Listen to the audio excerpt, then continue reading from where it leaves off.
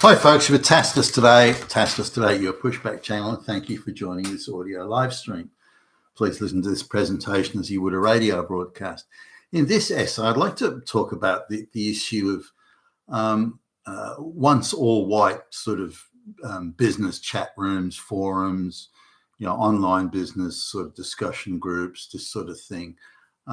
You'd occasionally have third world people involved, but it's pretty much all white people. So it was a good way, I thought, not perfect, but it's a good way, I thought, to interact with and deal with people in Britain, the United States, Canada, and other advanced first world economies, Western Europe and so on.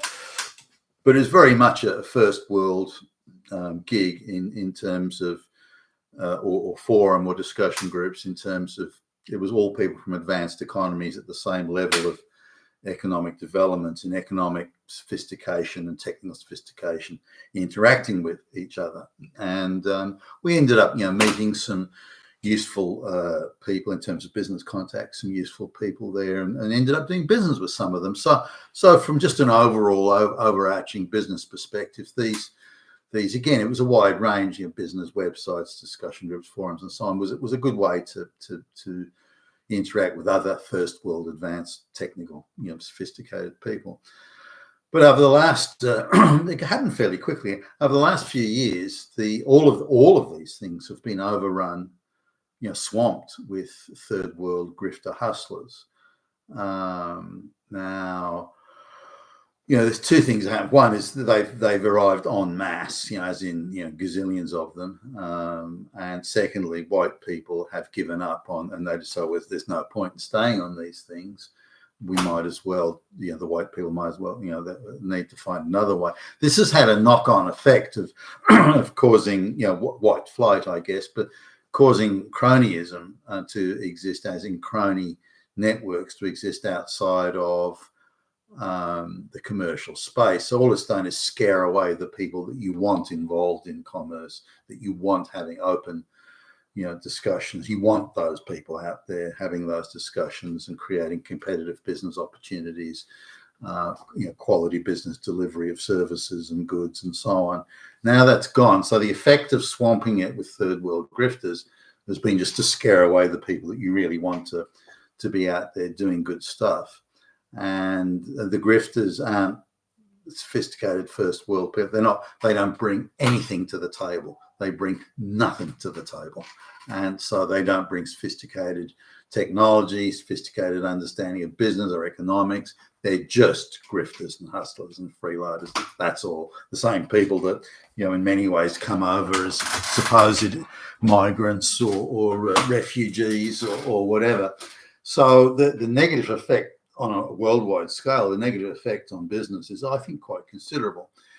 Similarly, these business websites and online business forums and so on, they've clearly been taken over by the globalists, and so they're injecting brown people into it as hard as they can, brown and black people into it as hard as they can, and so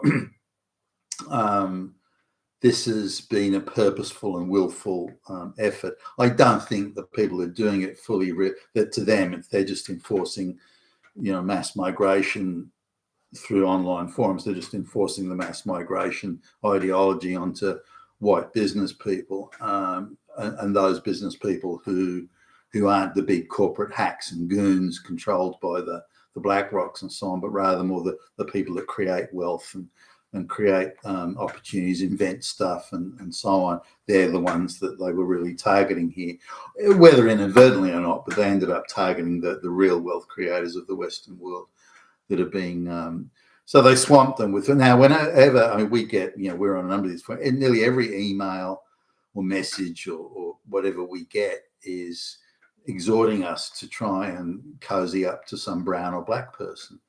Now, what? Now I don't get too much involved in the day to day, but one of my colleagues that does this, we've had 25 days in a row where, this particular site's been telling us to cozy up to and give things to brown people. Do you want to help them with? Do you want to sponsor a brown lesbian from the third world to come to Australia.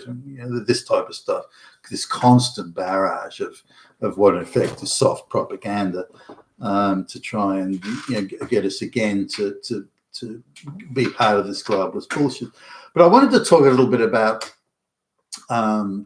these third world people. They don't have a sophisticated understanding of the economics and technology and wealth creation.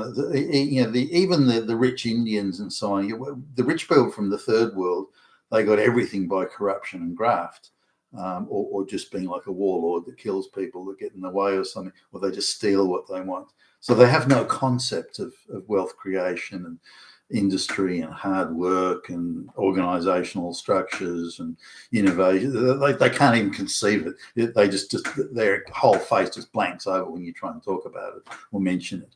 To them, you just take or you steal or you appropriate. And to them, Indians, Africans, it doesn't matter. The world has a fixed pot of money in it as far as they're concerned. And the only way you can get more of it, and I've mentioned this in many, many videos, the only way you can get more of that fixed, unchanging pot of money is to take it from someone else. So your skills need to be deception and intrigue and treachery and thievery and holding a gun to someone's head, and that's how you make money. The idea that because they've got no comprehension of wealth creation, they just can't get it. You try and explain it to them in the simplest terms, they still don't get it, or think you're talking nonsense. Silly white mates, just white men putting a smoke screen up while they steal my stuff. But again, and because they're out to steal everything they can, they just assume everyone else is. So the art of the deal is to be better at stealing than the other guy, and that means you're the great businessman. So even being a businessman, they don't comprehend. They just can't get it. So anyway,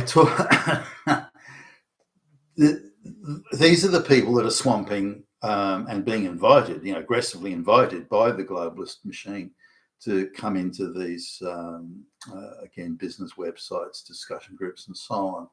And because they're just grifter, hustler, freeloaders, they add no value, but they subtract a great deal of value, because now we take the view here that none of those online places are worth really bothering about. We may from time to time sort of think about some particular situation where it may be some sort of a help, but it's usually to find some other white guy. Well, it's not always, it is always because we want to find some other white guy. Now, I'm just looking at one of the main forums we did use anyway, and all the stories in it, like as in business stories or press releases, that type of stuff. It's all like one of the guys, some guy, my daughter has come out as a lesbian, and I'm so proud. And this is promoted as a headline feature story on a business website. Another one is some multinational now is proud to know that every new hire they made, every trainee cadet, a new hire they made this month was black and female. That's a headline. And the idea, it used to be that you had really, the press releases were all about a new product that was released or a new technology that was coming up, or real business stuff. New trade deal was signed and so on, real business stuff. Now it's all about black lesbians on a business fucking website. So now the response is, because there's a few people have been complaining about this, response is that if you're complaining about it, you're a fucking damn Nazi. You're a fucking fascist. You're a racist now, fascist, maybe even Hitler personally. That's how bad you are by complaining about it. The reality is that these business websites have destroyed themselves as being useful for business in any way, and they've done so again willfully and purposefully. Some of them I've noticed have been getting generous grants from USAID, so I would suggest they're being paid by the globalist machine to do this, engage in this subversion, which is really the eradication of white people. Now, just on the issue of sort of, is it racist, is it not? My wife and I were renting this apartment near the downtown. It's 10, 12 kilometres out of the downtown of Sydney. And we're doing it because we had a major gig in that area. It was fairly long hours. We wanted to be close by, just around the corner from where the gig was. And so we rented that place for the duration of the contract. Now, at the time we were there, it was the apartment we were renting. It was all white, and probably more senior people than anything, but retired people. And within the space of a few months, the whole place changed. And I've spoken about some of the aspects of this in the past. But for example, there was one of the Pacific Islander nations or places. Some of these Pacific Islander places, like their population is between 50 and 100,000. Everybody knows everybody. Everybody's related to everybody. So when they come to a first world country like Australia, it's culturally, it's a massive shock to the system, and they just don't know what to do, and they behave quite strangely. But one of the government was hired out this bunch of places and installed all these Pacific Islander people who must have come from the same tribe in these places, these apartments or houses. And so there was a park just across the road from us that had like a gym, outdoor gym at one side, had a barbecue area and some like kids playing things and so on. So I used to go there, use the gym, and there's a lot of trees around. It was quite nice. Sometimes I go there just to chill out and maybe read a book or something. And but when these Pacific Islanders arrived, they viewed that whole park, the entire park, was their territory. They were taking it. No one else was allowed in, and they viewed that behaviour as quite acceptable. So if I'd go to the they were there in a large group, and if I wanted to use the outdoor gym or sit one of they would send a little detachment of their people to get on all of the equipment so that I couldn't use it, or anyone else. That wasn't directed at me, but they made it quite clear that no one else was allowed in that park while they were there. They owned it; it was their property, and you just weren't allowed, and that was how it was. And they didn't find that as strange. They thought, no, we're allowed to do that. So that park that was a very nice place to go and to use was off limits because they were there pretty much every day. So for the time they were there, that was unusable. You just couldn't go. I mean, you could have engaged in a fight with them, or we could have all pulled out knives and had a big knife. But it was unusable while they were there. So that sort of detracted from the area. Now, another one just down the road, there was some Pacific Islanders moved. Oh, were they Pacific Islanders? I think they were. They were just down the road, but they don't get up until midday, and they all hang out on their balcony until 2, 3, 4 in the morning, talking very loudly with loud music. And if you go and ask them to stop, they say, well, it's none of your business. It's not your balcony, and they won't stop. So you've got to sort of get rather forceful to say, hey, which one asleep here? Do you mind? And you explain and say, look, it's very quiet now this time of night. We may be 50 meters down the road, but we can hear you. Like it's really loud if you don't mind. And only because so many people complained, they did sort of go inside, but they leave the sliding doors open in this place that, as far as I can tell, they're getting for free because none of them are working. And it changes the complaint. Then above us, the people that moved in, some Asian crowds, some third world Asians, I don't know, Cambodia or somewhere. And again, they're remote rural peasants. Why would you bring people in like that? And they want to live the remote rural peasant lifestyle, where you put a big chopping board on the floor and you chop up all your meat and vegetables for dinner. I mean, you can imagine the noise as they chop and they're always chopping something, for fuck's sake.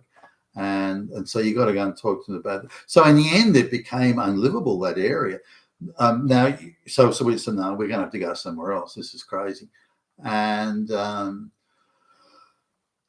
you could say, well, look at you damn fucking Nazis. There you go, a few brown people moving, you're going out, you are Hitler. And you go, no, it's nothing to do with that. Nothing to do with that at all. These people behave very, very differently. They have no understanding and no intention and no predisposition to getting on with us, none whatsoever. That's how they live in the country they come from, and that's how they want to live here. Now the difference is they were chopping up the meat and the vegetables on a dirt floor and inside some sort of mud hut out in the middle of nowhere. They were doing, but now they're doing it in an apartment block, and they're in the top apartment making a hell of a fucking racket. Very different scenario here. But to them, they can't see. They're illiterate, IQ 70 peasants from the third world. They've got no comprehension of the wider issues. And the list goes on there with the Pacific Islanders taking over. So it had nothing to do with racism, but everything to do with behaviour. And this is the same in the business websites and the forum. These people have no comprehension of how business works in a first world economy, nor have they any intention of learning. They're simply there to grift and hustle whatever they can get out of you and steal whatever they can that isn't nailed down. And this is the problem. And this devalues it for all of us. You've been a task today, your Pushback channel. Thank you for listening.